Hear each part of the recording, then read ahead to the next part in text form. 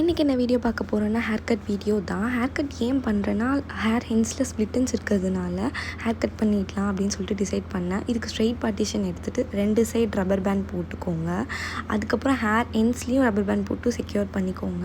அப்போ தான் hair cut பண்ணுறதுக்கு நம்மளுக்கு லெவல் தெரியும்.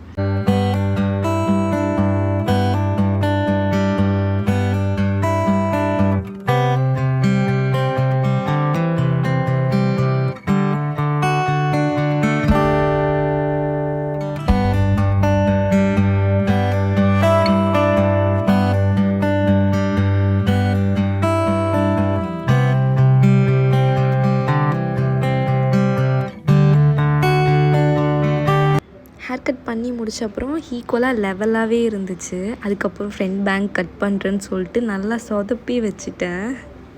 இந்த மாதிரி வீடியோஸ் பிடிக்கும்னா ஃபாலோ பண்ணுங்கள். தேங்க்ஸ் ஃபார் வாட்சிங். பாய்.